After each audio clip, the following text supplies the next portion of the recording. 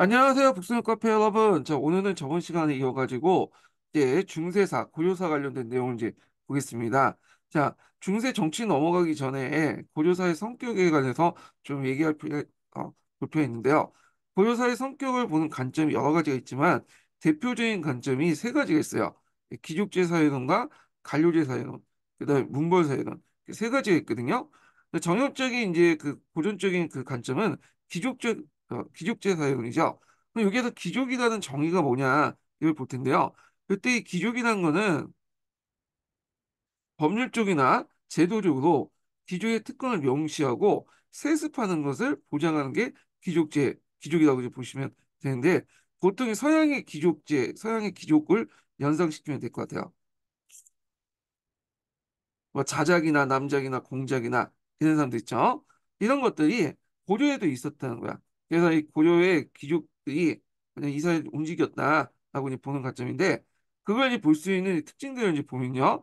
자기가 세습됐다. 자, 이때 자기라는 거는 뭐냐면 고려는 공작제를 실시했어요.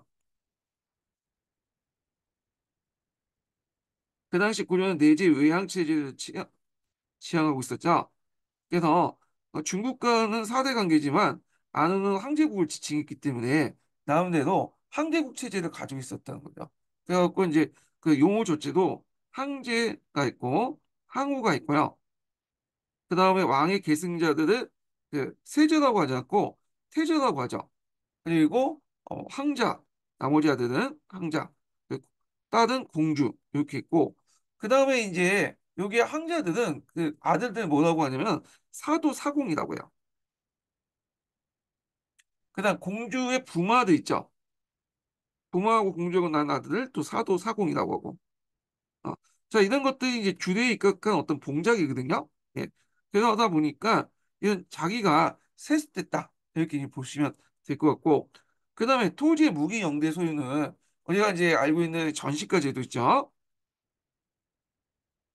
이런 것들 얘기하는 거고 폐쇄적인 통행권. 자, 이런 것들이 이제 법률적과 제도적으로 세습을 보장하는 어떤 장치다. 그래서 서양의 기존 개념을 적용할 수 있다. 이렇게 이제 얘기하고 있죠. 자, 그래서 여기에서 또 근거가 됐던 게 이 법률적으로 제도적으로 이제 보장받을 수 있는 두 가지 근거가 음서제하고 공음정식화죠. 그래서 음서제는 어떤 식으로 이제 이들의 권한을 보장을 해주냐면 일일자뿐만 아니라 일일 다자도 가능하고요. 음서가 매년 실시되고 이 음서를 통해 간직의 조기 진출도 하고 높은 자리까지 올라갈 수 있었다. 이렇게 이제 얘기를 하고 있고요. 자, 공음 전시가는 간직의 5품 이상에게 수여를 하죠.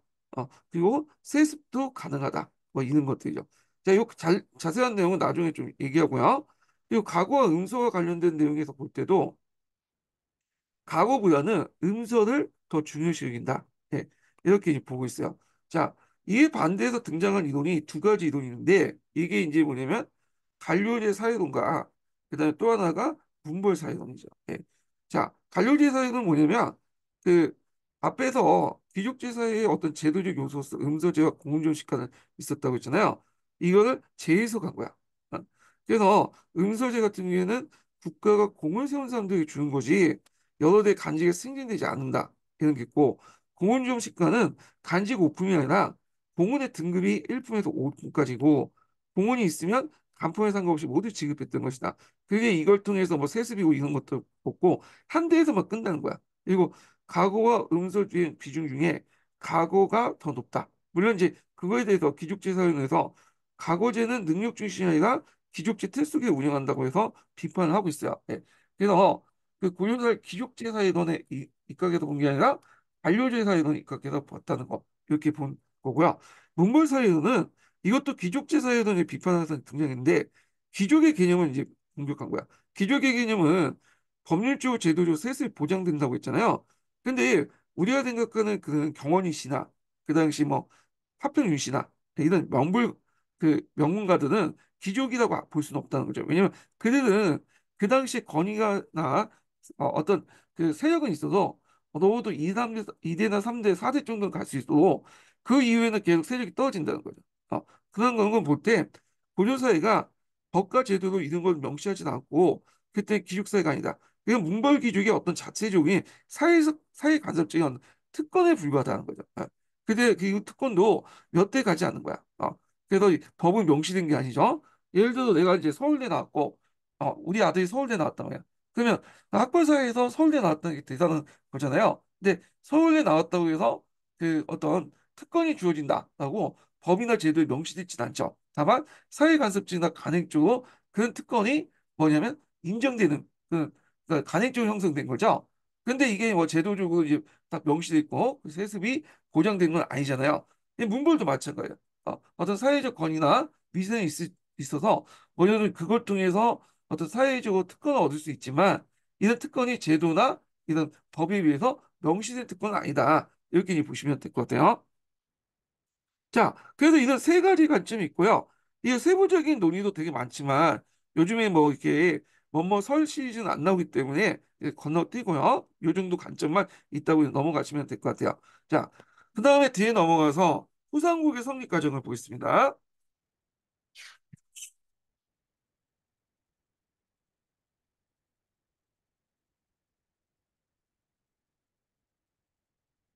자, 이 후삼국 성립 과정을 보면 이제 그 신라가 이제 거의 말기 때에 새로운 색들이 등장했죠. 그래서 우리가 알고 있는 후백제나 이제 후고구려나 이런 색들이 등장했는데, 자, 이 세력들은 그 당시 고구려, 백제, 유민 세력들을 포용하면서 자기 세력들을 늘려갔고요. 그 다음에 호족 연합적인 어떤 성격이 있어요. 그리고 이제 초족이라든지 해상 세력들을 다수 흡수해서 이런 후고구려나 후백제가 건립됐다. 이렇게 보시면 될 것 같은데, 자, 먼저 살펴볼 것이 뭐냐면 후백제죠. 후백제. 자, 후백제는 이 국면에서 볼 수 있듯이 백제를 계승한 국가라고 볼 수 있어요.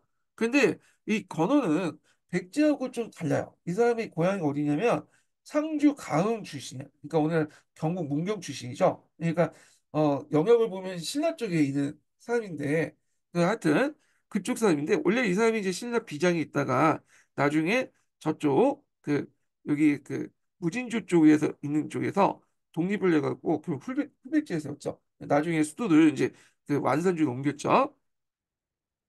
그래서 이 건원이 이제 그 후백제에 세웠고, 자, 이 건원은 기반이 뭐냐?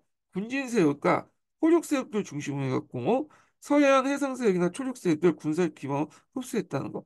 특히 이 당시 서해안 해상 세력들은 상당히 이제 뭐냐면 그 활동 범위가 넓었죠. 그리고 이들이 또 상당히 해적 출신들이 많아요.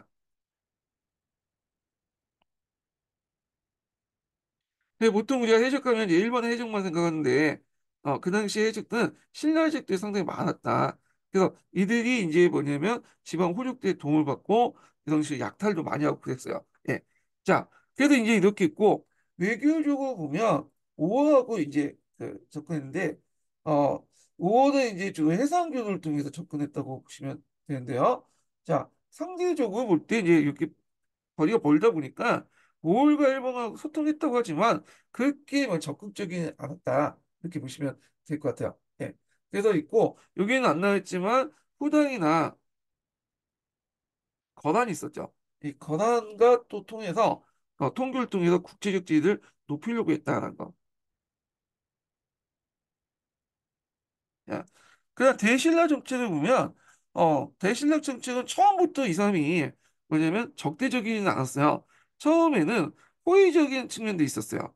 근데 이제 이게 이 사람이 이제 적대적으로 바뀐 것은 그 당시 신라가 궁예하고 신라가 왕건하고 이제 이렇게 친하면서 바뀌기 시작하죠. 그러면서 이제 그 당시 대하성을 점령하고 나서 복부로 경주를 공격하고요. 그리고 경혜왕을 살해하죠. 네. 그래서 이 포석정에서 놀고 있었던 경혜왕을 살해했다고 이제 보고 있는데, 근데 그 충교대에 포석정에서 경혜왕이 누웠다. 이건 좀 그렇고 아마 제사 같은 걸 지내는 것 같아요. 여기가 이제 포석정 자체가 제사를 지내기 위해서 개옥 모욕을 했던 장소거든요. 그래서 이제 이렇게 했는데 하여튼 경영을 죽이고 거기에 이제 그 왕비를 또 성폭행을 하죠. 자, 이런 식으로 해가지고 이제 있는데 자, 경영을 죽이고 나서 이제 세웠던 사람이 누구냐면 경수왕이죠. 경수왕. 근데 경혜왕은 이 박씨고 경수왕은 김씨예요. 예.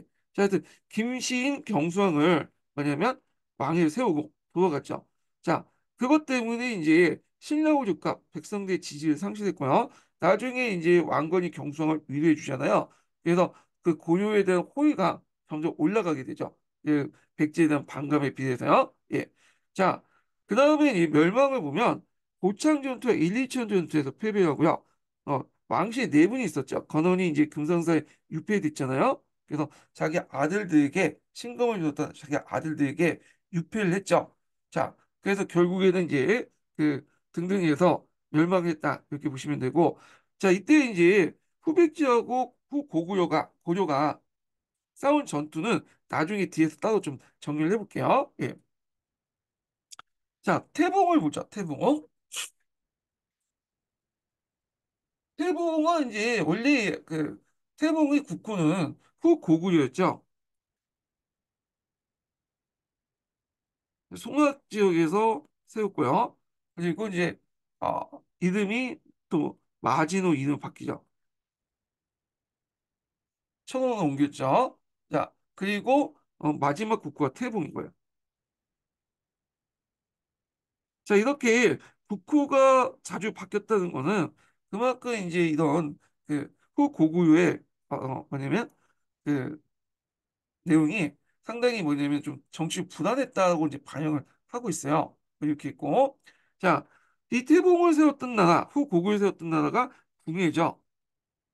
자, 궁예는 신라의 왕족 출신이라고 해요. 그래서 여러분 알다시피 이제 신라 왕족의 후예지만 나중에 이제 신라 왕실의 어떤 내분 때문에 그 이렇게 살해를 당하려고 했고 유모가 간신히 이제 뭐냐면 꺼내줘서 이제 도망갔다고 했죠. 그래서 그때 잘못해갖고 이제 눈 한쪽을 잃었다고 했잖아요. 자, 그래서 옛군인이라고 이제 형태가 있었는데 처음에는 이 궁예가 사찰에 들어가서 이제 생활을 하다가 이 후삼국 시기 때 이제 신라 말기 때 혼란기였잖아요. 그러니까 나와서 부원의 양길에 가서 부하가 됐어요. 그 양길에 어떤 군대를 동원해 갖고 나름대로 정복 활동을 하고 나중에 독립을 하게 되죠.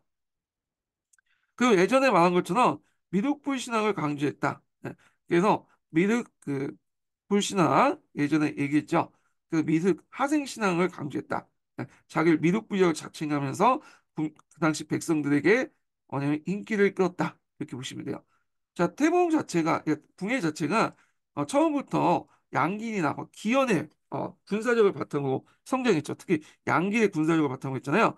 양길은 도독대요. 도독대 우두머리죠. 그러니까 초족을 기반으로 했고 이들이 이제 점점 세력이 커지니까 그다음 폐강진 군진 세력들이 이쪽 그 궁예 쪽으로 들어가죠. 그래서 이 폐서 출신 중에 대표적인 사람이 그 용검이라는 사람이 있어요. 용검.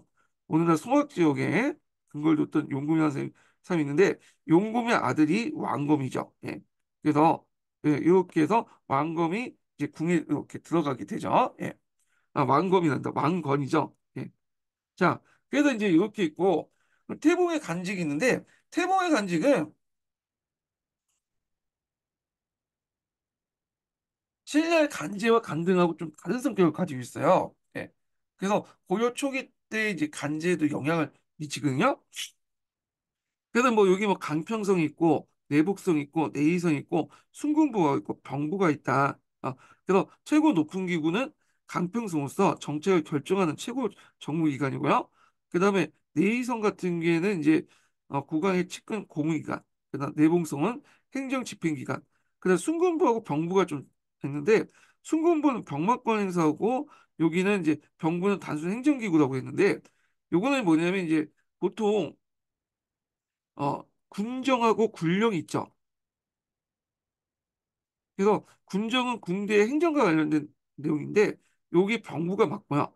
실제 이제 뭐냐면 이게 전투나 지휘는 이 순군부가 맡았어요. 예. 그래서 병부보다 힘이 더 순군부가 더 강했다.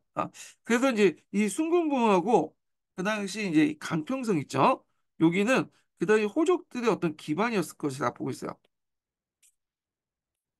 그리고 이제 왕건도 이제 왕이 되기 전에 강평성 시중 역할을 했죠. 이 사람이. 예. 자, 하여튼 이렇게 있고 그 다음에 이제 국호가 아까 지금 변화된다고 했잖아요. 이렇게 처음에 후고구려, 마진, 태봉 이렇게 바뀌었는데 그만큼 통치 체제가 이제 불완전했다. 예. 그래서 이제 그 궁예가 말년에 우리가 알다시피 간신법이라는 걸 통해서 많은 사람들 죽였잖아요. 심지어는 자기 부인하고 아들까지 죽였죠. 그거는 이제 궁예가 이제 그 당시 통치 체제가 불안하다 보니까 이런 것들이 이제 이렇게 간신법이나 등등해서 자기의 어떤 반대 세력들을 제거하는 과정에서 많은 사륙이 일어났다. 이렇게 있고 이 과정에서 이제 수도 옮기고 또 국구도 많이 변화됐다. 이렇게 보시면 돼요. 참고로 이게 후 고구려라고 하지만 실제 궁예가 사용했던 용은 국호는 고려죠, 고려. 그래서 삼국시대 때 고구려도 고려였고요. 왕건이 세운 나라도 고려였어요. 그러니까 세 개의 고조가 있는데 이걸 삼국사기에서는 이게 헷갈리잖아. 그러니까 예전에 그 고려를 고구려라고 했고 삼국시대 를 그리고 왕건이 이제 궁예가 세웠던 것을 그 후고구려라고 했죠. 그리고 나서 이제 왕건이 세운다고 고조라고 한 거야. 예. 그렇지만 똑같은 국명이야. 그렇기 때문에 이 고조는 어디를 계승했다? 고조를 계승했다. 고구려 계승의식이 있다. 이렇게 이제 보시면 되겠죠. 자, 그래서 이제 있고 고려의 건국을 보죠. 자, 고려를 건국한 사람은 왕건이죠. 이 왕건. 이 왕건은 그 당시 그 송악 지역의 호족 출신이에요. 그래서 초창기 때는 앞에 있는 궁예와 협력 관계를 유지했다가 궁예가 이제 간신법 등등 하면서 폭정을 하니까 그 당시 왕건을 따랐던 그런 궁예 반감을 가지고 있던 호족들을 모아서 결국에 궁예를 쳐내고 자기가 왕이 됐죠. 예, 그래서 왕건이 된 거죠. 왕건이 이제 왕이 됐던 거죠. 자, 그래서 이 연호를 이제 사용을 했는데 천수라고 했고요. 그리고 다시 그 천원에서 송악으로 천도했어. 자기 그 근거지. 그다음에 친신라 정책, 후백제 고립화 정책을 펼쳐서 결국에 후삼국을 통일했다. 이렇게 보시면 되고요. 자, 여기 보면 이제 후 백제와 후 고구려의 이제 뭐냐면 전투 보면 되는데 후 고구려 또는 고려와의 전투 내용을 볼게요. 그 당시 이게 되게 중요한 게 뭐냐면 신라는 어차피 이미 이제 기울었던 나고 그 당시 후삼국의 패권은 백제, 후백제와 그다음에 고려 간의 패권 싸움이었거든요. 그래서 그때 이제 후백제와 고려도 컸지만 그 주변에 호적들이 되게 많았어요. 그 호적들은 이 후백제와 고려 중에 하나를 선택을 해야 되겠죠. 그러다가 이제 눈치 보다가 후백제가 좀 이기면 이쪽으로 넘어가고 또 고려가 이기면 이렇게 넘어가고 이렇게 했거든요. 그래서 이 전투들이 되게 중요해. 왜냐 이 전투를 계기로 해갖고 또 뭐냐면 요 눈치를 봤던 이 여러 호족들이 고구려 백제도 이렇게 넘어가기 시작하거든요. 자, 그래서 예전에도 그 이런 기출 문제에 이런 후백제와 이 고려 간의 여러 전투들과 관련된 내용들이 시험문에 나왔어요. 네, 그래서 이제 이걸 보면요. 자, 첫 번째가 나주 전투가 있어요. 이 나주 전투는 그 당시 이제 그 왕건이 주도를 했는데 왕건이 고조를 세우기 이전에 어, 후고구려 때 태봉 때죠. 후고구려 때 그 했던 전투예요. 그래서 이제 왕건이 주도했지만 이때는 후고구려 때 태봉 때였다. 이렇게 좀 기억을 해두시면 되고요. 요걸 이제 좀 이해하려면 요걸 이제 지도를 보시면 되겠죠. 여기가 영산강 유역 지역이에요. 여기가 있는데 요쪽 지역, 이 나주 지역이 있어. 이 나주 지역을 고려가 이제 공격을 해갖고 후백주부터 이제 어, 했었죠. 이게 나주 영산강 지역은 예전에 그 요쪽 지역 사람들이 요쪽 개성이나 강화도 지역에 있는 왕건 세력들과 서로 연결돼 있었어요. 조상 때부터. 그러다 보니까 쉽게 이들의 도움을 받았고 여기를 장악했다. 자, 고려가 여기를 장악하니까 후백제 입장에서 상당히 위험하죠. 왜냐하면 양쪽으로부터 공격을 받는 거잖아요. 병력도 이렇게 분산이 됐고. 자, 그래서 이 나주 전투가 이제 있고요. 그래서 나주 전투를 통해서 그다음에 후백제 배후에 근거리를 마련했다는 거. 그다음에 조물군 전투가 있는데 여기에서 이제 왕건하고 그다음에 건원이 한판 붙었죠.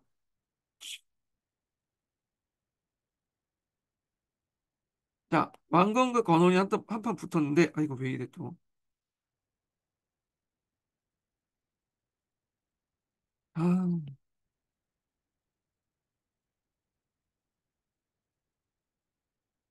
진짜 이게 이상하게 되네.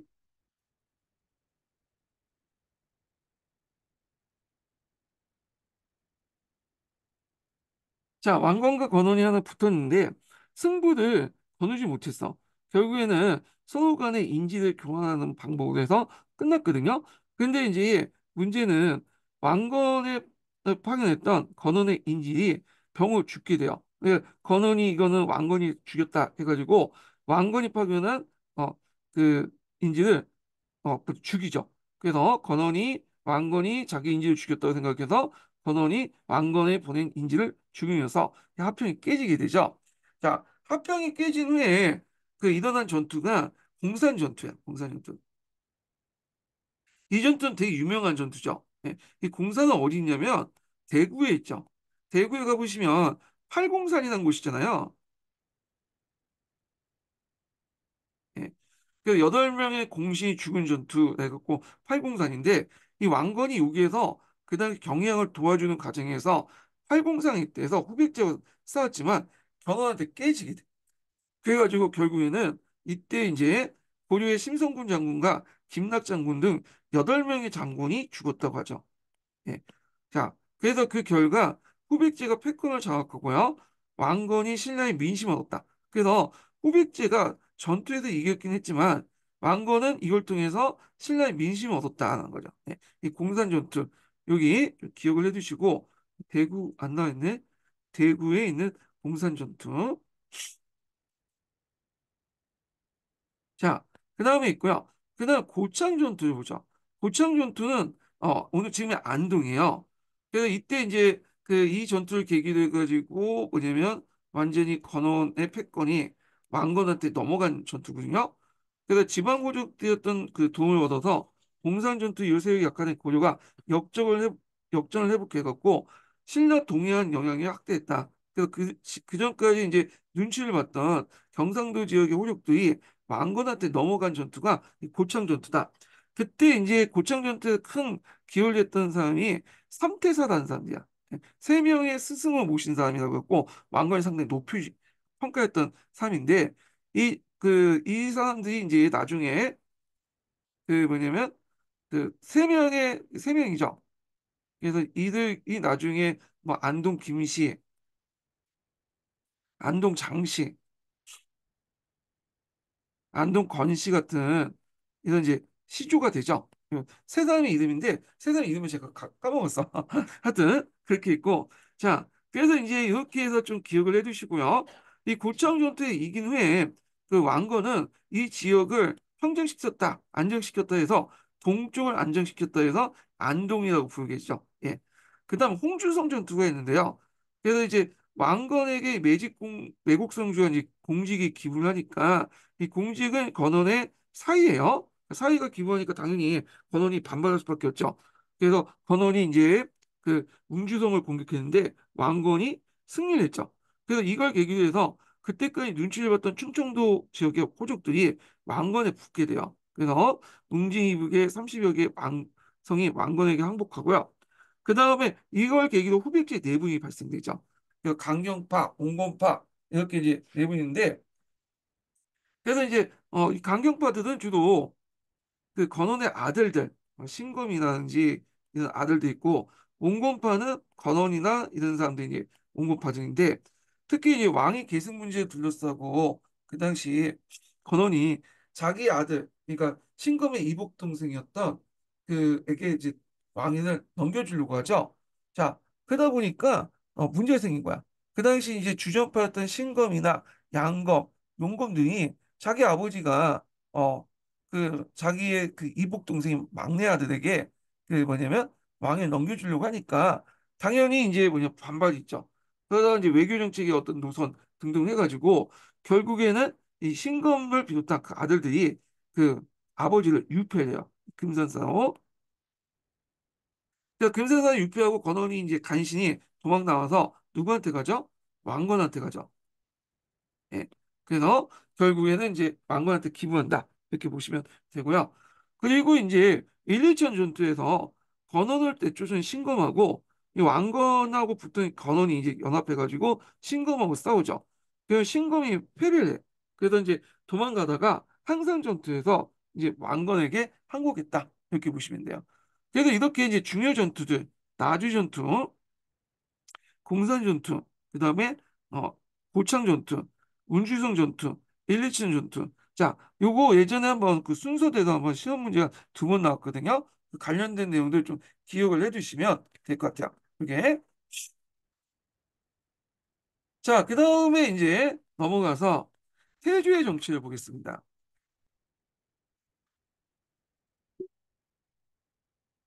자, 태조 때부터 우리가 이제 그 여기 조종제를 이제 모두 사용하죠.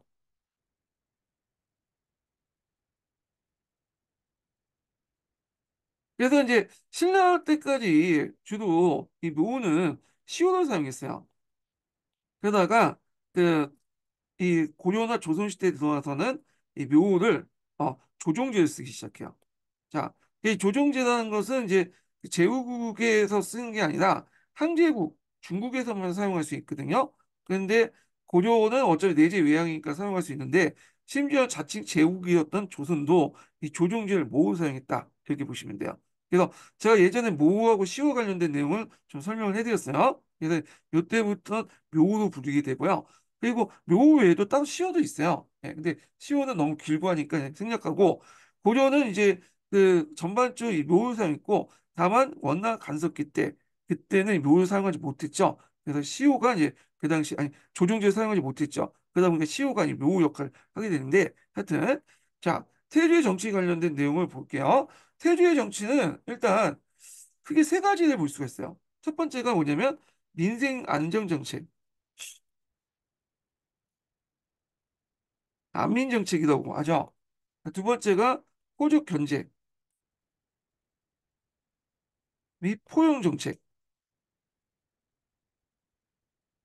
제가 여기 필기할 때 좀 약간 그 화면을 좀 띄워가지고 필기하거든요. 이게 화면하고 살이 이렇게 맞닿아 있으면 계속 이게 이상하게 번지더라고요. 그래서 필기가 약간 좀 불안전하더라도 글씨체 원래 글씨를 잘 못 쓰긴 하는데 어 글씨체가 좀 더 악피더라도 좀 이해 좀 해주세요. 이게 여기에 붙여서 쓰면 이게 이상하게 금이 이상하게 왔다 갔다 성이 생겨가지고 예. 자, 세 번째가 이 북진 정책 이렇게 볼 수가 있어요. 자, 그래서 이제 이렇게 나눠볼 수 있는데, 자, 먼저 볼게 민생 안정정책, 안민정책이라고 하는 거죠. 자, 여기는 이제 뭐 백성들에 대한 과도한 수치를 금지시키거나 치민 유도 정책이라고 하죠. 백성들에게 조세를 수취할 때 일정한 법률에 따라서 걷어다. 그리고 세금을 10분의 1로 삭감을 해주고요. 그 다음에 그 당시에 백성들이 이제 불교를 많이 믿었죠. 그러니까 숭불 정책을 했어. 민심 수습 차원에서 연등회와 활변을 거행을 했고요. 그다음에 호족의 자의적인 어떤 수탈을 금지했고 전쟁 기간 중에 노비가 된 자를 양민화시켰다. 그래서 있고요. 그다음에 흑창을 설치했어요. 흑창. 흑창은 후에 이제 그 을창으로 이름이 바뀌죠. 을창. 그래서 일종의 한국제도야. 한국제도. 그래서 성종 때 을창으로 이름이 바뀐다. 이렇게 보시면 되고. 자, 호적세력 및 통제 및 해외 정책을 보겠습니다. 자, 그 목적을 보면 일단은 고조단 나라 자체가 호적 연합 정권이잖아요. 그러다 보니까 또 왕건 자체도 호적이고 그러니까 호적들을 적극적으로 포용하면서 또 견제할 필요가 있었어요. 그래서 이걸 통해서 왕권을 확립하려고 했고 통일을 유지하려고 했던 거거든요. 그러다 보니까 당근과 채찍 정책을 동시에 구사했다 이렇게 보시면 돼요. 그래서 기흥, 니은, 디귿까지는 주로 이런 당근 정책, 그 포용 정책이고요. 그다음에 니은하고 미은은 견제 정책이죠. 자, 먼저 볼게 사성 정책이에요. 사성 정책. 자, 사성 정책은 성이죠. 성을 줬다는 거죠. 성이라는 것은 신라를 기준으로 할 때 6세기 중반부터 사용했다고 보고 있어요. 근데 이때 성을 사용할 수 있었던 사람들은 주로 김씨나 아니면 또 이제 그 육두품 같은 진골이나 이런 그 골품제 중에 상위 쪽에 있는 사람들만 사용할 수 있었어요. 그러니까 골품제 안에 들어갔던 사람들만 사용할 수 있었고 호족들은 골품제 밖에 있었기 때문에 성을 사용하지 못했죠. 근데 이들에게 또 성을 사용해서 그들의 질을 높여준 거죠. 그래서 성이 이때 이제 호족들을 중심으로 했고 사용되기 시작했다 이렇게 보시면 돼요. 자, 성을 이제 줄 때 두 가지 정책을 하죠. 하나가 뭐냐면 왕시성을 사유하는 거야. 그러니까 자기를 반대했던 사람들이나 아니면 자기와 뭐냐면 친위대들 이런 세력들에게 왕시성을 사유했던 거죠. 유력한 호족들에게. 그래서 이들을 통해서 의제 가족적인 어떤 관계를 맺으려고 했다. 의제라는 것은 가족은 아닌데 가족 같은 분위기, 그리고 사이비 가족 뭐 이렇게 의미가 해석될 수 있죠. 그래서 있고 참고로 이 왕실도 이때 만들어진 거죠. 보통 그 왕건의 아버지가 용검이거든요.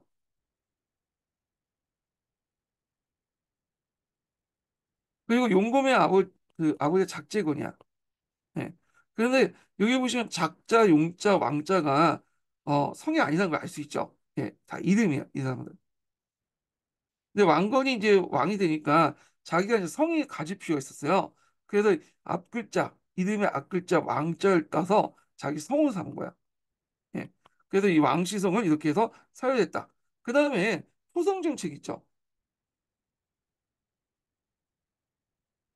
자, 그래서 이제 이 토성 정책은 뭐냐면 자기를 도와줬던 사람들에게 토성을 줬어. 그래서 본관에서 자기 지역을 본관 삼고 토성을 줬는데 그 예를 든 게 아까지 언급한 그 삼태사지죠. 그래서 안동을 이제 본관으로 삼아서 안동 김씨, 그다음 안동 건씨, 안동 장씨 이렇게 본관제와 함께 토성을 사용했다. 그래서 토성을 수요했다는 것은 어떤 의미였냐? 그 지역에 지배권을 줬다는 거야. 초창기 때 그래요.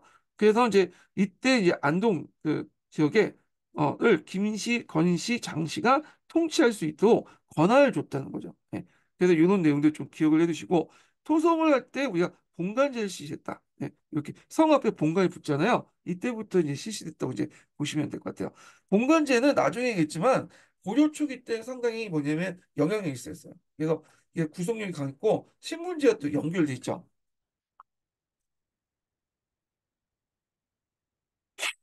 자, 그래도 있고요. 그리고 이 성이라는 것은 후에 이제 고려 초기 때는 유력 호족들만 이제 주어졌지만 중기 때 들어가면 하류 지배층들, 그러니까 이제 마오의 촌장 같은 사람들 있죠. 이들에게 주어져. 이들 백성이라고 하거든요. 그러다가 이제 고려 후기 때는 모든 사람들이 이제 성을 갖게 되죠. 성을 일반 사람들이. 그러면서 이제 백성의 의미가 이제 성을 갖고 있는 집단들이라는 어떤 그 지배층의 의미보다는 나중에 조선시대 때는 일반민들의 의미를 바뀌게 돼요. 이게. 그리고 이제 조선 후기 때는 우리가 알다시피 이제 노비들이 많이 이제 풀려나서 한부 역주하고 등등 해가지고 이제 노비조차도 성을 갖게 되잖아요. 예, 이렇게 해서 성이 점점 일반화되기 시작했다. 이렇게 보시면 될 것 같아요. 자, 그 다음에 호적대 정책 중에 또 눈여겨볼 게 뭐냐면 중폐비사가 있어요. 중폐비사. 예, 중폐비사는 그 뭐냐면 자기를 낮추고 남을 높이는 거죠. 그래서 호적들 중에 좀 나이가 많은 분은 아버지다 부르고 좀 나이가 이제 좀 약간 나보다 한두 달 더 많으면 형이다 부르고 또 나이가 어리면 아우님 해갖고 좀 자기를 낮추면서 지방 호적 세력들을 뭐냐면 끌어들이고 있다. 무한 예물과 자신보다 좀 높은 종층을 사용함으로써 그렇게 이제 해서 끊어졌다 이렇게 보시면 될 것 같고요. 그다음 결혼 정책인데 태조 부인이 29명이라는 걸 아시죠? 그래서 태조가 뭐 여자들 좋아한 것도 있겠죠. 네, 그렇지만 주로 전략 결혼 차원에서 각 지방의 호족세들이 뭐냐면 그 부인을 딸하고 결혼하다 보니까 그렇게 됐는데 그래서 이걸 통해서 유대 관계를 강하여 정치적 안정을 도모했다. 사이와 장인 관계를 맺어서 이런 정치적 안정을 도모했고요.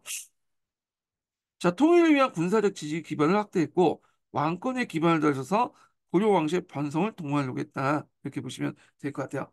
자, 그 다음에 이제 이것까지는 이제 그 포용 정책이었고 구체적인 이제 그 견제 정책을 좀 보겠습니다. 견제 정책 중에 대표적인 게 사신관 제도하고 기인 제도인데, 자, 사신관 제도는 어떤 거냐면, 지방에 이제 호족들이 있을 거 아니야. 예, 여러 호족들이. 그 중에 넘버 원이 호장이고요. 넘버 투가 이제 부호장이거든요. 그래서 이제 그 고려에서는 이 부우전 이하의 호족들을 중앙간증 사신관으로 임명해. 그래서 이들을 통해서 뭐냐면 지방 호족들 통제를 하도록 해. 왜냐면 호장을 임명할 경우에는 넘버원을 임명할 경우에는 그 지역을 완전히 장악할 수 있잖아. 중앙간직도 갖고 있고 또 지방의 또 유지잖아. 제일 높은 자리고. 그러니까 그걸 견제하기 위해 넘버 투 이하를 뭐냐면 사신관 임명해서 그들을 여러 호족들을 견제하려고 했다. 이거는 호족들을 중앙세력하고 지방세력 분리해서 서로 이렇게 견제했다. 이렇게 이제 보시면 될 것 같아요. 예. 자, 그래서 이제 중앙과 연결된 호족들 하여금 해당 중심 지역의 사신관이 되어 보호장 이하의 직등의 업무를 맡기겠고, 자, 지방 세력을 제지 토착 세력과 중앙 진출 세력 구분해서 상호 견제해서 했다. 그래서 간접적으로 뭐냐면 통제하려고 했다. 이렇게 보시면 될 것 같아요. 그래서 이제 그 당시 또 사신관하고 향리 세력들의 어떤 결합을 방지하기 위해서 여러 가지 또 장치를 뒀어요. 그래서 아버지와 친형제가 호장일 경우에는 사신관을 파견을 못해. 왜냐면 호장은 그 자리에서 그 지역에서 1등 아니야. 근데 거기서 사신관 지위까지 좁혀지면 어떻게 됐어요? 그 지역에 완전히 자기 세력을 굳힐 수 있겠죠. 그런 것들이 이제 있고 그 다음에 이제 이렇게 있고 하여튼 여러 가지 견제 정책을 줬다는 거 좀 기억을 해두시면 될 것 같고요. 자, 그 다음에 이제 기인 제도를 이제 보면 기인 제도는 신라 상수리 제도와 이제 좀 비교해 볼 수 있죠. 신라 상수리 제도는 그 지역의 유력자의 이제 자체가 경주도 가는 거죠. 근데 기인지도는 지면 항리의 자제들을 뽑아서 중앙에 올리게 하는 거야. 인질적 성격을 갖고 있어요. 그래서 이들을 뽑아서 이제 여러 가지 뭐냐면 그 혜택도 주죠. 버슬도 시켜주고 교육도 시켜주고 그래가지고 서로 지방세가 윈윈하는 그런 관계였다. 이렇게 보시면 돼요. 그래서 이거는 기인제도는 견제면서도 혜택인 정책이었다. 이렇게 했는데 초창기 때 기인제도는 이렇게 기인력을 하감으로써 나름대로 이제 혜택을 줬지만 고려 중기 때부터 혜택은 점점 떨어지고요. 이게 영만 고대해지기 시작해요. 도망가기 시작하거든요. 그래서 일종의 어, 그 기인력 자체가 혜택이 별로 없는 고용으로 바뀌게 돼요. 이건 나중에 좀 얘기할게요. 그다음 북진 정책을 보겠습니다. 예, 북진 정책. 자, 북진 정책을 보면 우리가 이제 그 교과서에서 볼 수 있듯이 그 고구려 계승의식이 보였다 그죠? 예, 고구려 계승의식. 그 국호를 고려라고 한 것도 그렇고 그다음 연호를 사용했어요. 천수, 하늘의 명을 받은 사람 이렇게 있는데 천수를 사용한 것은 이제 어떤 천선 의식의 발현 이렇게 이제 보시면 될 것 같아요. 예. 그리고 이제 이게 좀 이렇게 있고요. 근데 이제 여기 주의할 건 연호가 처음부터 끝까지 다 썼냐? 그건 아니고 이게 잠깐 사용했다가 없어졌어요. 예. 왜냐하면 중국과의 교류 과정에서 독자적 연어를 쓰면 좀 문제가 생겨. 중국과의 관계에서. 그렇기 때문에 고려는 초창기 때 천수 외에도 몇 가지 연어를 사용했거든요. 근데 이게 잠깐 사용했다가 또 없어지고 그래요. 그래서 고려 초기 때만 연어를 사용했고 나중에는 연어를 사용하지 않았어요. 고려 중기 이후부터는요. 예. 그래서 이제 이런 것도 좀 같이 기억을 해두시고요. 자, 그 다음에 영토 확장 있죠. 청천가가 영만 일대까지 영토 확장했고, 그 다음에 서경을 개발했어요. 서경은 그 당시 버려진 도시였거든요. 근데 여기 이제 내용을 보면 고려사에 여진의 사냥터로 변했다고 했잖아요. 그래서 이거 안 되겠다 해서 여기를 격을 올려서 서경이라고 하고, 그리고 백성을 이주시켜서 국경의 어떤 근거지, 국경 방어의 근거지 삼고 북진정책의 정책의 정신 기조 삼았다는 거. 그래서 제2의 수도 삼았다는 거, 서경을. 예. 그래서 이때 이제 중앙행정기관인 분사를 설치했다는데 분사는 뭐냐면 개경에 있는 그 간직과 관리를 그대로 서경에도 같이 만드는 거야. 예. 이게 분사제도야. 그래서 이 분사제도는 그 태조 때부터 시작해가지고 나중에 이제 여러 번 거쳐 성종, 예종 거쳐가지고 만들어져요. 예, 이 분사제도. 그래서 이제 이 내용도 좀 기억을 해두시고요. 자, 그 다음에 이제 평양에는 신진관료도 등용해. 일종의 지역별 커터제를 실시했다고 보십니다. 그래서 보통 개경에 이제 문벌 귀족세력도 있잖아요. 나중에 보면 개경 문벌 귀족도 있죠. 그 개경 문벌 귀족에 대응해서 나타난 게 서경파들이죠. 이 석영파들이 이들과 대립하는 구도가 형성된 게 이런 요인 때문이다. 이렇게 보시면 될 것 같아요. 물론 이 석영파들도 나중에 개경에 정착하면서 이제 거기에 계속 지내다 보면 4, 5대 지나가면 또 이렇게 개경 문벌귀족으로 편입되지만 또 이들이 계속 또 커터제에 의해서 석영파도 이렇게 형성되기 때문에 계속 어, 그 개경으로 이렇게 올라오기 때문에 항상 이 개경 문벌귀족과 석영파의 어떤 대립 구도가 형성되기 시작한 거죠. 그래서 이제 그 대표적인 것이 모종의 석영천동 운동이 이런 배경 아래 일어났다. 그러니까 배경 중에 하나였다. 이렇게 보시면 될 것 같아요. 자, 그 다음에 권한에 대한 강경책을 볼 수 있는데 만보글 사건이 유명하죠. 권한은 나름대로 고려에 친해지려고 했어. 왜냐하면 이 중국을 치기 전에 송나라나 뭐 5대 시대죠. 치기 전에 여기 후방을 안정화시키려 했잖아요. 그래가지고 고려에게 이제 사신을 보내가지고 나름대로 친해지려고 했는데 고려에서 거부했죠. 왜냐 권한이 바다를 멸망시켰다 등등 해가지고 결국에 사신이 오면 그때 이제 사신을 멀리 유배를 보내거나 사신이 가지고 온 악타를 남부구에서 굶어 죽이게 하는 사건이 있어요. 예. 그래서 이제 이런 것들인데 아직까지는 이때는 권한의 적대 정책을 했지만 좀 소극적이었어요. 왜냐하면 이제 고려가 이제 초창이고 국가의 어떤 기틀을 마련할 때였거든요. 뭐 이런 것들과 연결시켜 보시면 되고 그리고 바레 유민들을 이제 뭐냐 포용했다. 그래서 바레가 이제 권한한테 멸망했잖아요.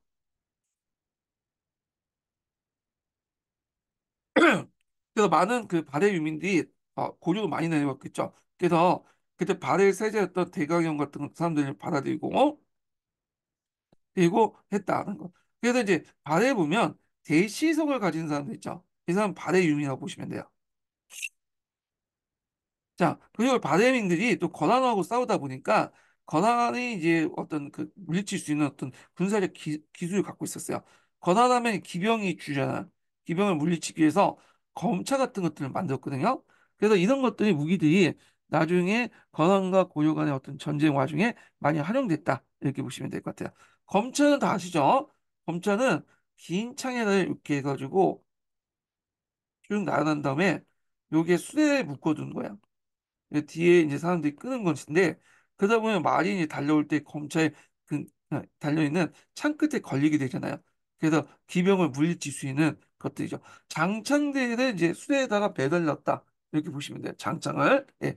자, 하여튼 이렇게 있고 그다음 숭불 정책 같은 걸 보면 이게 민생 안정 정책 관련된 기단으로 써 있거든요. 그래서 그 왕건 같은 경우에는 그 불교를 상당히 강조했어요. 근데 이제 불교 너무 지나치게 하면 안 되니까 또 불교를 견제하는 내용도 있거든요. 이런 것들이 이제 훈요 십주에 잘 반영돼 있죠. 그래서 이제 숭불 정책을 보면 연등이와 팔관을 강조했고요. 풍수지리를 이제 중시해서 비보사찰을 했다. 그래서 이제 훈요 십주에 보시면 알겠지만 도손이 지정한 곳 아니면 사찰을 짓지 마라. 이런 내용이 있어요. 예. 물론 이거는 불교의 이제 사찰이 남설되는 걸 막기 위한 조치도 있지만 이런 거 있다. 비보사상이라는 것은 나중에 설명했지만 우리나라 이 풍수지리의 특징 중에 하나가 두 가지가 있다고 했죠. 하나가 도착과 연결됐다는 거, 두 번째는 비보인데, 그래서 땅의 지기와 센 것과 약한 곳을 인위적으로 이제 인간의 힘이 개입돼가지고 뭐냐면 이렇게 조절하는 건데 땅의 지기가 좀 약한 곳에 사찰을 세워가지고 땅의 지기를 복도화 주는 그런 것들 비부 사찰이라고요. 예. 그 탑도 있죠. 예. 이렇게 해서 이제 있고 그 여러 사찰들을 건립했다. 그 다음에 왕실 안전체부로서 이제 있는데 자, 이 사람이 이제 남긴 것 중에 정계와 개방노사라는 게 있어. 예. 이게 전해지진 않고 있거든요. 그래서 고려사나 고려사 조류의 내용에 있는데 잠깐 언급도 돼 있어요. 이런 책에 대해서. 예. 그래서 이제 내용을 보면 관리에 대한 경계, 그다음 중앙 관료와 지방 호족, 호족에게 궁주에 대한 신하의 도리를 규정할 중앙 집권적 정치적 기관을 삼았다는 거. 그리고 이제 죽기 전에 박수리에게 훈유십조를 이제 남겼죠. 이 유언장인데 이때 이제 민신 수술을 통한 왕권 안정을 도모하라 이런 내용이 있어요. 그래서 이 훈유십조가 상당히 중요해요. 기초에 나왔던 거죠.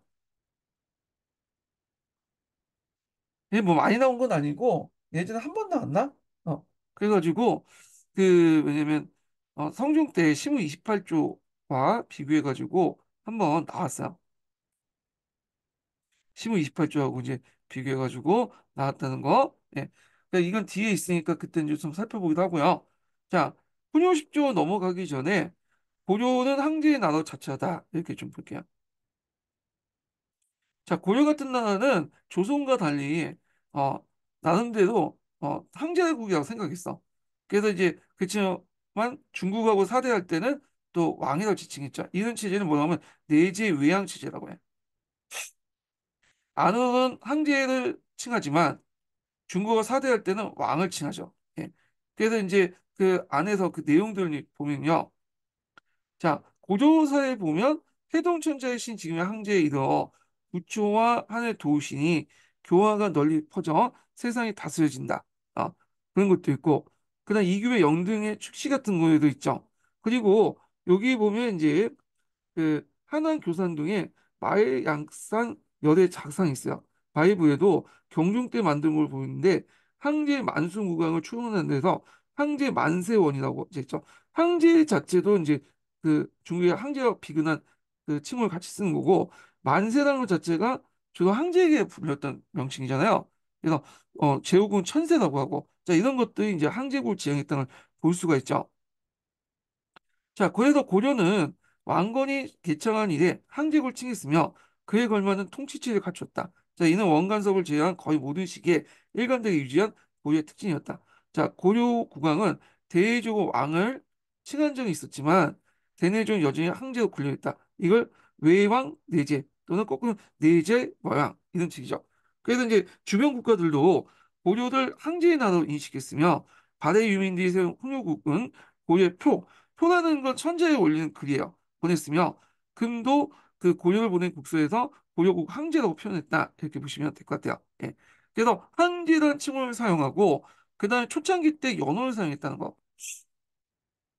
그렇죠. 연호 사용 같은 경우에는 초기 때만 사용했고 중국과의 관계 때문에 연호는 이제 없어지죠. 연호 사용을 안 해요. 예. 그리고 항시의 예법에 따라서 왜냐면 불렸죠. 그러니까 자신을 부를 때 가인이라고 부르지 않고 짐이라고 부른다든지 세자라고 하지 않고 태자라고 하든지 이런 것들은 다 이제 항시의 예법이잖아요. 예. 그런 것들은 연결시켜서 이제 보시면 돼요. 자, 그런 것들 내용 보고 그리고 그런데 이제 이상하게 고요사나 고조사 저조는 내용을 보면 황제라는 용어가 별로 없어.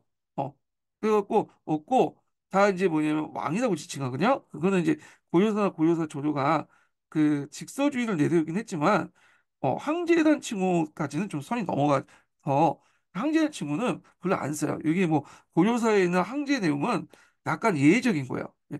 황제란 말이 없어요. 예. 그래서 우리가 강종 때 침제 건원했다고 돼 있잖아요. 근데 고요사나 고요사 조제는 강종이 항제로 칭했던 애는 기록이 안 돼 있어. 그러면 이걸 어떻게 알 수 있냐? 그는 강종 때 만들어진 이제 여러 가지 유물이나 유적, 다른 것들 사적을 통해서 알 수 있는 거지.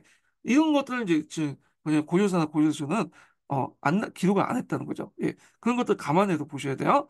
자, 그런 것도 있고 이거는 관련돼서 나중에 좀 다시 얘기를 좀 해보기도 하고요. 자, 넘어가서 훈요 10조를 볼게요.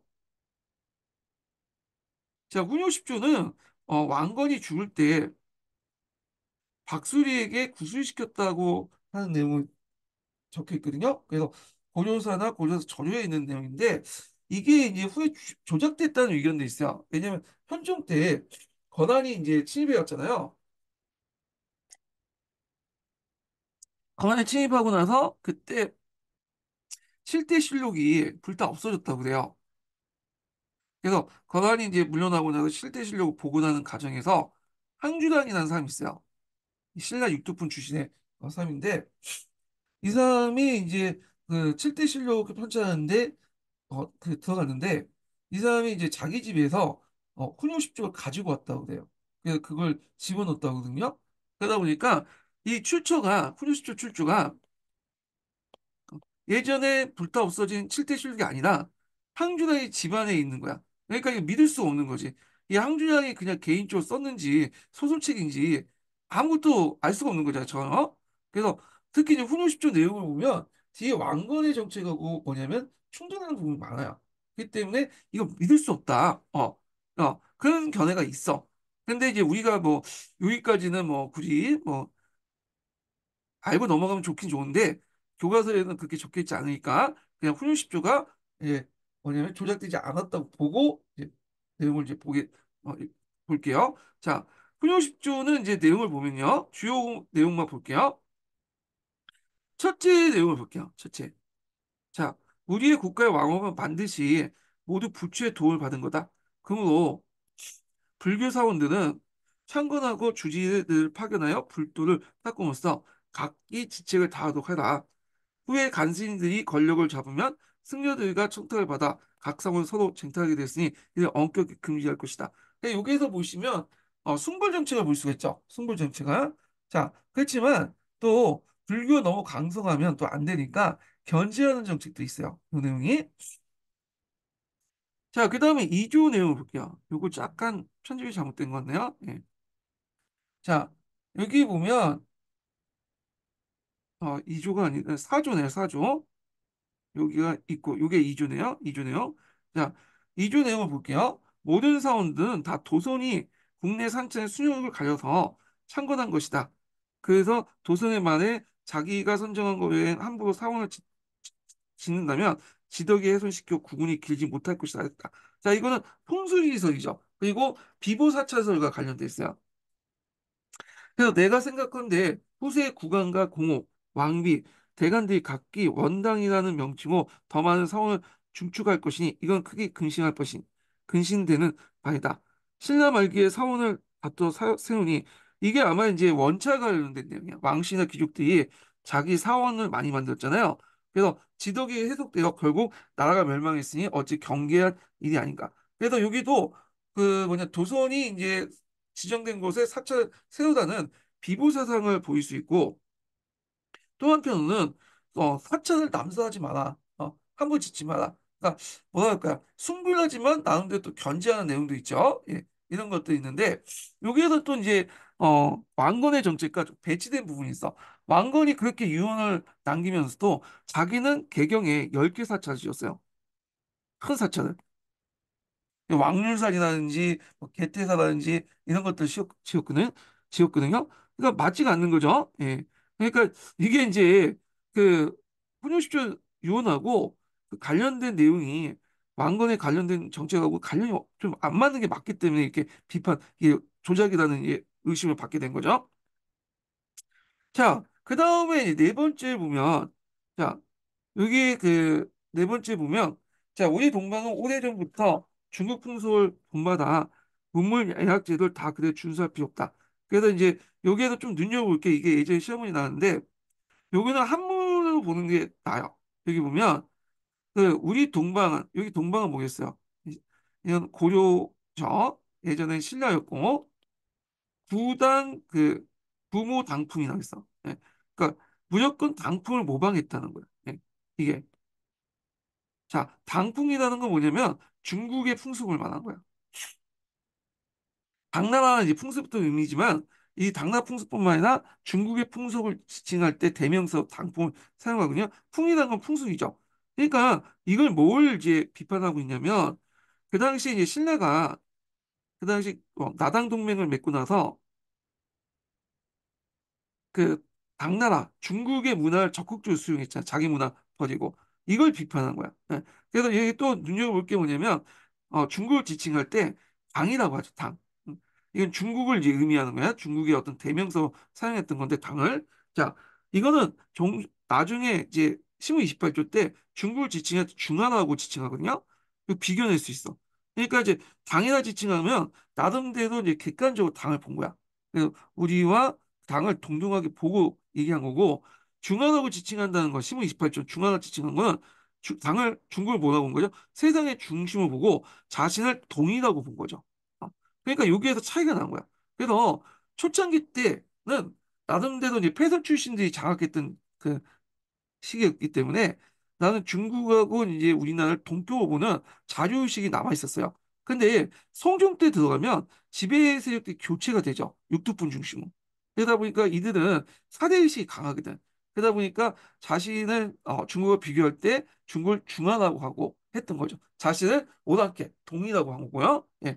그래서 이렇게 그 네 가지 글자 안에서 그 당시 이제 시무 28조하고 훈요 10조의 차이점을 볼 수 있어요. 똑같이 중국의 풍습을 본받아라는 말이 나오지만 요 말 자체에서 좀 차이가 있죠. 이건 상당히 비판적이고 비판 중에 신라가 문화를 받아들인 걸 비판한 거예요. 애들로 비판했다 보시면 돼요. 그 다음에 당이라는 말을 쓰면서 나름대로 자주적으로 봤다. 라는 의미가 있는 거예요. 예. 자, 그래서 이제 중개 풍속을 받았지만 문물 예약제도는 다 그대로 준수할 필요 없다. 그러나 지역이 다르고 풍속 같지 않아. 그 서남의 성품이 상이하니 구태 억지로 맞출 필요 없다. 그래서 여기가 핵심적이죠. 불필구동 억지로 맞출 필요 없다는 거야. 억지로. 근데 이것도 자주적인 측면에서 얘기한 거야. 우리나라하고 그 당시 중국이 풍습이나 이런 문화가 다르기 때문에 굳이 제도나 이런 것도 그대로 똑같이 할 필요 없다. 이런 내용으로 얘기한 건데 나중에 얘기했던 시무 28조는 똑같은 불필구동이나 말 써도 다른 의미에서 얘기한 거야. 이건 나중에 좀 얘기할게요. 약간 사대적인 의미에서 해석했고 얘기했다. 이렇게 보시면 되고요. 자, 그리고 건화는 금수와 같은 나라이기 때문에 풍습과 언어가 다르니 그들의 의관제를 아예 본받지 마라. 그래서 중국 문화의 어떤 선택적 수용, 자주적인 특징이죠. 이에 반해서 똑같은 선택적 수용이라도 시무 28조는 좀 사대적인 입장에서 얘기를 했다. 요 내용은 제 시무 28조에서 좀 얘기하고요. 자, 그 권한을 되게 적대시했다. 이렇게 이제 보시면 될 것 같아요. 자, 그 다음에 이제 5조를 보면, 자, 내가 상한 삼천의 실력에 도움을 받아 망을 이뤘다. 서경은 순덕이 이제 순조와 우리나라 지맥이 근본이 되었으니 만대 왕업이 땅이 되었다. 마땅히 충하추동 사절의 중간달에 국왕이 순수하여 거기서 100일 이상을 머물러 왕실 안녕을 도모할 것이다. 여기 풍수지리설과 뭐 서경지리설 이런 것들을 볼 수 있는데 여기에 충하추동의 사절의 중간달은 뭐냐면 보통 이 음력을 기준으로 해서 1, 2, 3월, 3, 4, 5월, 6, 7, 8월, 그 다음에 9, 10, 11 이렇게 보죠. 네. 1, 2, 3, 4, 5, 6, 그 다음에 7, 8, 9, 그 다음에 11, 12, 12 이렇게죠. 여기가 이제 어, 겨울이고 여기가 이제 봄이고 여기가 여름이고 여기가 가을 이렇게 보면 돼요. 음력을 기준으로 얘기한 거야 지금. 그래서 여기에서 봄의 첫 번째 중간달이 2월 달이죠. 그리고 겨울의 중간달이 2월 달이고 봄은 5월 달, 요거는 8월 달, 11월 달이죠. 예. 그러니까 각 계절의 중간달에 뭐냐면 어디로 가냐? 국왕이 순수 직접 서경에 가고 머물려라. 그래서 이거는 이제 뒤에 얘기했지만 직위세왕설과 또 연결돼 있어요. 예. 한 곳에 머물면 직위가 쇠퇴하기 때문에 또 다른 곳에 옮겨 다니면서 직위를 보충해줘라. 이런 내용이거든요. 예. 이거 다시 풍수사상 할 때 좀 얘기하고요. 자, 그다음 6조 내용을 보면 연등이와 팔간을 중시 여기는 것도 있죠. 자, 연등은 부처를 섬기는 곳이고 팔간은 이거는 이제 그 부처와 그 당시 불교하고 이제 토속 종교가 이제 결합된 행사거든요. 그래서 상당히 고려에서는 되게 중요시 여기는 행사 중에 하나예요. 팔간은 하늘의 신령과 오악, 명상 대척, 용신을 섬기는 이다. 함부로 증감하려는 후세 간신들의 건의를 절대 금지할 것이다. 그래서 있고 그래서 이 숭불 정책을 이제 보여주고 있다. 이렇게 보시면 되고. 자, 그 다음에 여덟 번째 같은 경우에는 차연 이남의 공주가 바깥의 상현과 지세가 모두 배역에 치달았으니 따라서 인심도 그러하다. 그쪽 밑에 있는 사람들 쓰지 말았네. 그냥. 그러니까 쉽게 말해서 이거는 전라도 쪽 금강 이남의 사람들은 쓰지 마라. 마치 하를 쏘는 그 형태다. 금강 쪽이. 그래서 하를 쏘는 것이 모이기 때문에 개경 쪽으로 이렇게 나가잖아요. 하살 쪽이. 그러니까 여기가 배역지라는 거야. 그 금강 이남 지역에 이제 얘기인데 지금 예전에 백제 지역이죠. 후백제 지역. 그래서 그 당시 이제 궁예가 백제를 정복하는 가면서 상당히 어려움을 겪었다는 어, 반영하고 있는데 근데 이거 자체가 좀 맞지 않는 것도 있어. 그 당시 그 왕건하의 정책들을 비교해 보면 그 우리가 이제 봉산 전투에서 죽은 심순견이 더 있죠. 이 사람들은 이제 뭐냐면 그 전라도 사람이고 나주 지역의 그 쪽도 전라도잖아. 예. 그리고 심지어는 도선도 전라도 사람이야. 이게 말도 안 된다는 거야. 그래서 요 내용은 후대 이제 신라 사람이었던 항주량이라는 사람이 그 당시 이제 백제인들을 좀 억누르기 위해서 일부 요 내용을 집어넣거나 창작했다. 이렇게 보시면 돼요. 창작해서 집어넣었다고 보는 관점이 되게 우세해요. 그래서 훈요십조회가 사실이 아니라 조작된 문서가 또 근거가 되기도 하고요. 자, 하여튼 그렇고. 자, 그 다음에 이제 열 번째 내용은 뭐냐면, 요거는 이제 그 왕자들이, 후대 왕들이, 그 뭐냐면, 여러 가지 유교 경로를 통해서 통치해라. 뭐 이런 내용이야. 그래서 이제 좀 보시면 될 것 같고. 자, 그래서 이제 이렇게 해서 대충 훈유십조 관련된 내용을 살펴봤고요. 자, 그 다음에 넘어가서